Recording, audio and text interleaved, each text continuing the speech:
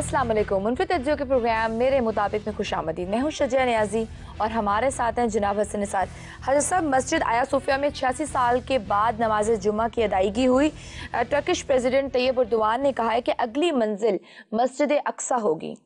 अच्छा, मुबारक हो। एक और इमारत एक बार फिर मस्जिद में तब्दील हो गई, अच्छी बात है।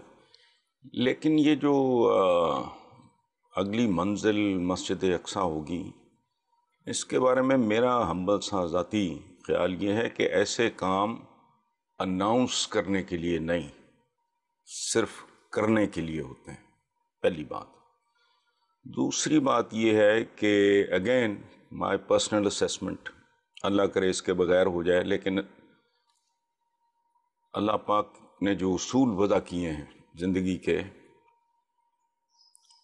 उनके मुताबिक तो ये नामुमकिन है। उसकी वजह है कि जब तक आप यकजा होकर, मुत्तहिद होकर साइंस और टेक्नोलॉजी की इमामत नहीं संभालते, मुझे ये एक अनअचीवेबल टारगेट लगता है।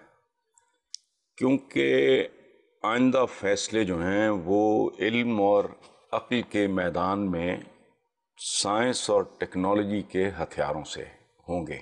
अच्छा, मईशत बहुत अहम है, लेकिन अहम तरीन है इल्म, टेक्नोलॉजी। बिल्कुल। इसके बगैर अगर अचीव कर सकते हैं, जिस तरह के हमारे सदियों से हालात चले आ रहे हैं, इत्तेहाद और इल्म दोनों के हवाले से जो हमारा हाल है, मैं मुस्लिम उम्मा की बात कर रहा हूँ, आलम इस्लाम की बात कर रहा हूँ, दो हवाले हैं, इत्तेहाद और इल्म, इल्म और हुनर। इन हवालों से अगर हमारी परफॉर्मेंस ठीक है, इत्मीनान बख्श है, और हम डोमिनेट कर रहे हैं या लीड कर रहे हैं या कम से कम बराबरी ही कर रहे हैं वेस्ट की, तो फिर बिल्कुल अचीवेबल हो जाएगा। ये फैसला आप कर रहे हैं कि हम खड़े कहाँ हैं। सही।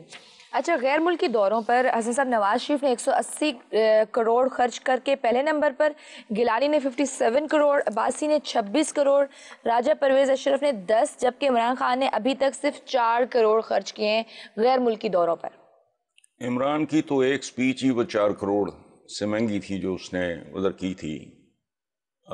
नवाज शरीफ वैसे ही चूँकि बादशाह आदमी हैं, 180 करोड़ जिस मुल्क में करोड़ों बच्चे स्कूलों से बाहर धक्के खा रहे हों, यूथ बेरोज़गार फिर रही हो, मुल्क कर्ज़ों में डूबा हुआ हो, नक्को नक डूबा हुआ हो, ठीक है, 180 करोड़ माँ वो वाकई सही है।